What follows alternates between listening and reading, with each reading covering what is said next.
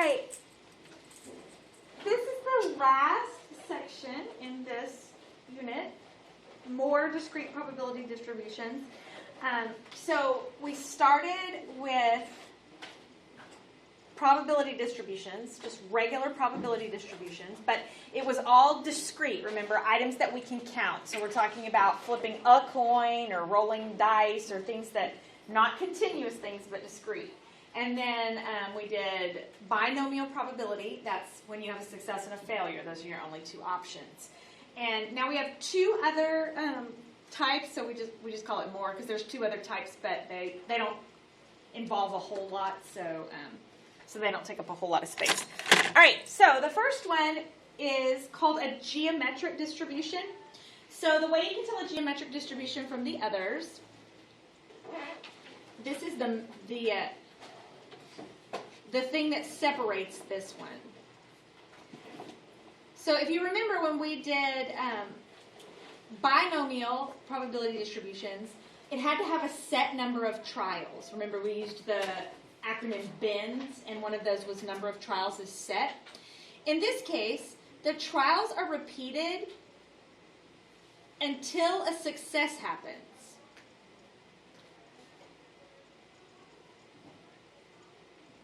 And then once success happens, the probability experiment is over. Unlike binomial probability where they're like, hey, we're going to do 20 trials, they don't care how many times. It's not like when you were a little kid and you'd be like, okay, I'll beat you best 2 out of 3. Okay, best 5 out of 6. And you just keep adding them. In binomial probability, it's a set number of trials, and once you're done, you're done. In geometric distributions, we go until there's a success, and once there's a success, it's done. So the trials are still independent of each other.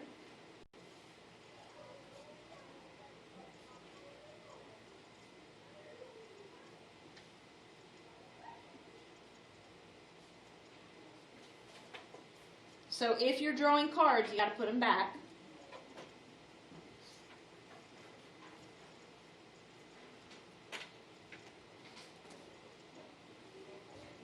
And the probability of success is the same for each trial.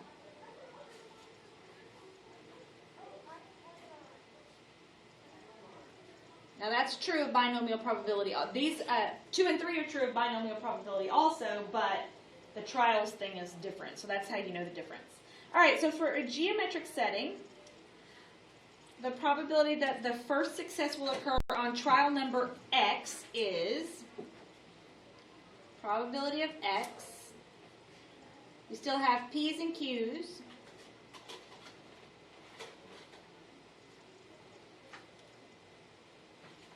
P is still probability of success, Q is still probability of failure, and Q is going to be our trial number. All right, so the probability that a student passes the probability test is 0.71. What is the probability that a student fails the test the first time but passes it on the second attempt? What does it mean? So our P is 0.71, which means our Q is, nobody knows.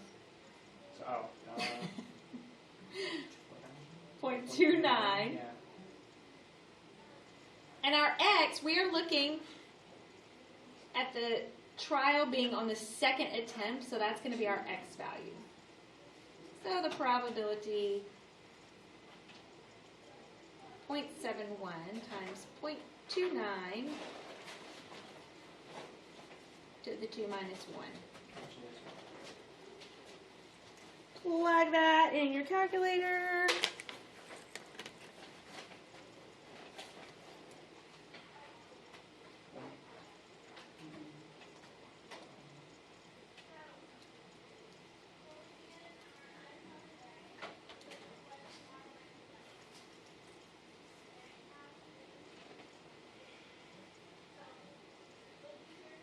I got 0.2059. Everybody good?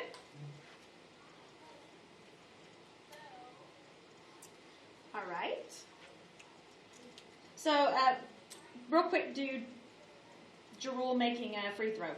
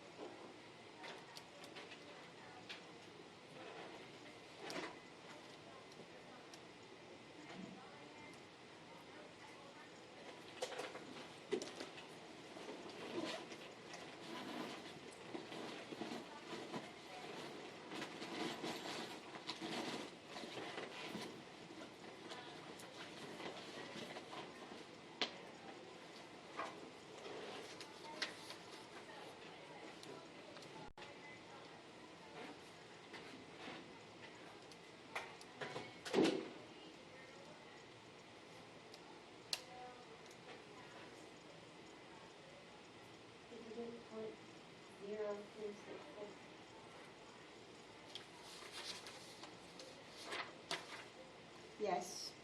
I don't know why I just put. Oh, I know why I did. Wait, So I what? I'm sorry, I went ahead of myself.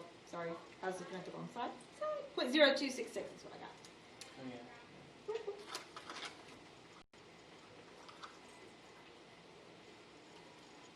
Okay. All right. Is everybody okay? All right. Why'd you put 0.71.2? It's 82%. Oh, because it's. I was looking at the one ahead above it. Sorry about that. That's what happens when I'm. I was trying to do two things at once. Don't do that. It's not possible. There's no such thing as multitasking. I just proved it. Well, don't even think you can. You can't. Okay, so now we want to calculate the probability that Jarul's first shot is his first or second attempt. Or So we're gonna add. we're gonna add. So we're gonna add our first and our second. We didn't find first and second. We found third. So darn it.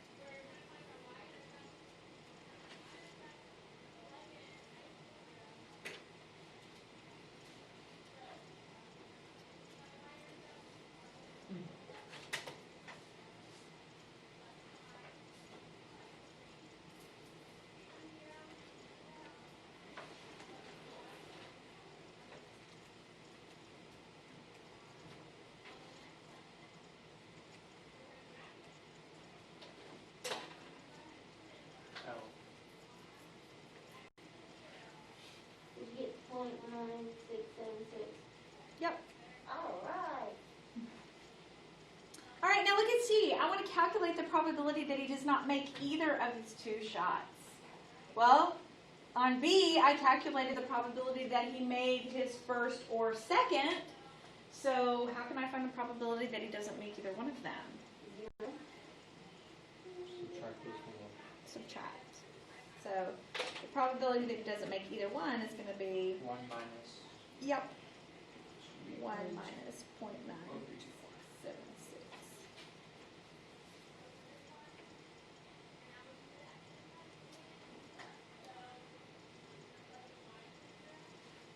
All right. All right, in your calculator, if you will hit second and distribution and arrow up because it's easier to go around. You'll see the bottom two there are geometric PDF and geometric CDF. PDF is the one that gives you an exact, so it would give us the answer to this one, the second attempt. That's a PDF. It would give you the answer to You want CDF, right? this one. That's a PDF. Okay. If you want exact, it's PDF. If you want to add things together, like this one, that's a CDF. The C stands for cumulative distribution function. So it's adding together. Now, you have to be careful on these because it's adding together all of the things up to that number. So in this case, if we can do B as a geometric CDF. My P value is 0.82 and my X value is 2. So it adds 0, 1, and 2. Teachers, pardon the interruption. The bells are back on. And as a reminder, tomorrow is our first hybrid Wednesday. So just remember that your options after fourth period are to leave, to come to the cafeteria and eat lunch. But either way, you're supposed to be working on your periods 5 through 8. Thank you very much. So when it's accumulating things, it only accumulates from the Also, bottom if you up. come in the morning, you will be counted absent for the entire day. So it only accumulates from the bottom up. So those ones where it's like 7, more than 7 or whatever, if you're using a cumulative, you're going to have to subtract from 1 because if you put in the number 7, it's going to go from the bottom to 7, not from 7 to the top. Does that make sense? It doesn't matter on geometric because it's stop after success, but it does matter on binomials because there's PDF and CDF. Just remember, CDF stands for cumulative, so that means you're adding things together. So if you want an exact, you don't use that one. If you just want one thing. Okay, so now let's talk about Poisson.